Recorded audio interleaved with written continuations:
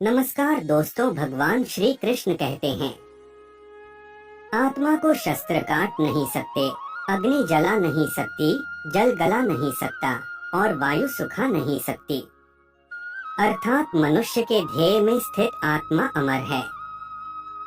उसे कोई नहीं मार सकता, किंतु मनुष्य का शरीर अमर नहीं है। उसकी मृत्यु एक न एक दिन अवश्य होनी ही है।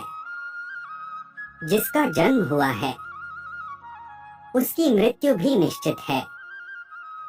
जिस समय मनुष्य इस भौतिक संसार में जन्म लेता है उसी क्षण उसकी मृत्यु का समय और मृत्यु का कारण निश्चित हो जाता है।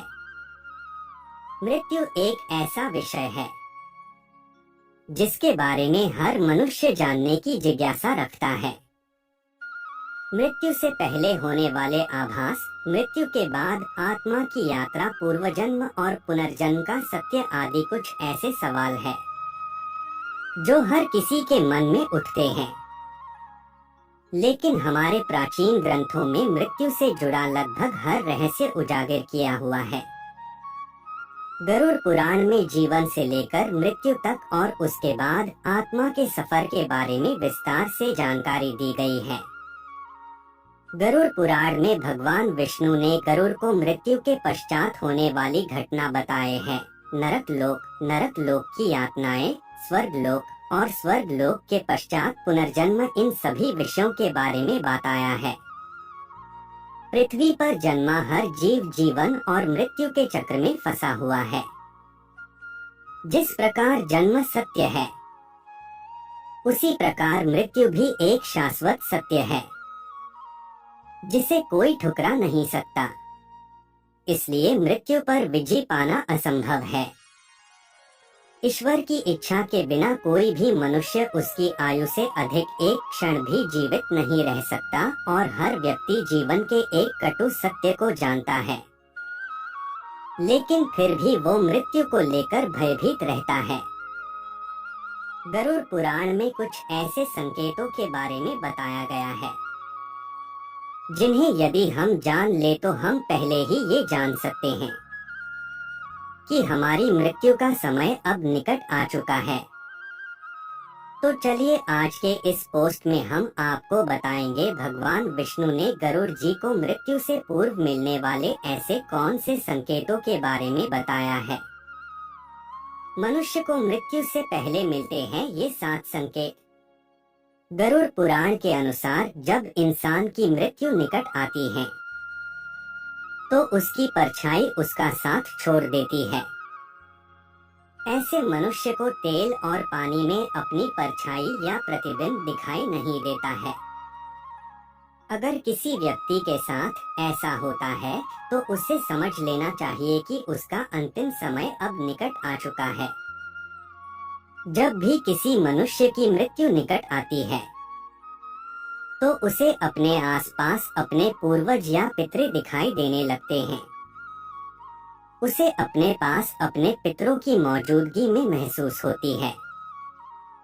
वे उसके आस पास परछाइयों में घूमते हैं और वह भली भांति जान लेता है कि उसकी मृत्यु का समय अब निकट आ चुका है।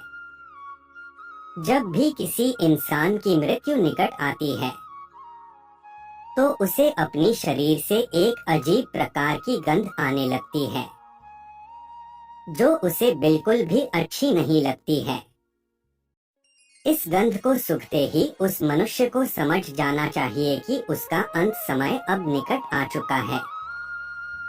जब भी किसी मनुष्य की मृत्यु निकट आती है और वह आईने में अपना चेहरा देखता है तो उसे अपने चेहरे के स्थान पर किसी अन्य व्यक्ति का चेहरा दिखाई देता है या कई बार उसे स्वयं का विद्रूप चेहरा दिखाई देता है। ये आईना उसे आने वाले मृत्यु के बारे में आगाह करता है। इसलिए जब भी किसी मनुष्य को आईने में अपना चेहरा विद्रूप दिखाई दे या अपनी चेहरे की जगह किसी अन्य व्यक्ति का चेहरा दिखाई दे तो उसे समझ जाना चाहिए कि उसकी मृत्यु का समय अब निकट आ चुका है। जब इंसान की मृत्यु पास आती है तो उसका शरीर पीला या हल्का लाल दिखाई देने लगता है। उसकी त्वचा अंदर से जलने लगती है। यदि कोई व्यक्ति पापी होता है तो उसे नरक जाने का एहसास पहले ही हो जाता है और उसकी त्वचा जलने लगती है, जिससे उसे बहुत अधिक तकलीफ भी होती है। जब मनुष्य की मृत्यु निकट आती है तब उसे सूर्य और चंद्रमा की रोशनी दिखाई देना बंद हो जाता है। कई बार उसे चांद टूटा हुआ नजर आने लगता है। जब इंसान की मृत्यु निकट आती है तो उसकी जुबान थोड़ी ऐंठने लगती है, नाक और मुंह थोड़े कठोर हो जाते हैं और उससे पस निकलने लगती है। इनसे निकलने वाली दुर्गंध से वो परेशान हो जाता है और मृत्यु की कामना करने लगता है। जब इंसान की मृत्यु पास आती है तो उसकी आंखें इतनी कमजोर हो जाती है कि उसे अपने आसपास बैठे लोग भी दिखाई नहीं देते हैं, अर्थात उसकी आंखों की रोशनी भी कमजोर होने लग जाती है। जिस मनुष्य ने जीवन में अच्छे कर्म किए होते हैं, जिसने जीवन में पुण्य कमाया हुआ होता है, उसकी जब मृत्यु पास आती है तो उसे अपने आंखों के सामने एक दिव्य रोशनी की अनुभूति होती है और ऐसा व्यक्ति मृत्यु से नहीं घबराता है। लेकिन जिस व्यक्ति ने पाप किए हुए होते हैं, उसे मृत्यु निकट आने पर अपने आंखों के सामने भयंकर रूप वाले यमदूत दिखाई देते हैं, जिनसे डरकर वह कांपने लगता है और अपने पाप कर्मों को कोसने लगता है। इस कहानी सुनने के बाद कैसा लगा कमेंट करके जरूर बताएं और चैनल को जरूर सब्सक्राइब करें। धन्यवाद।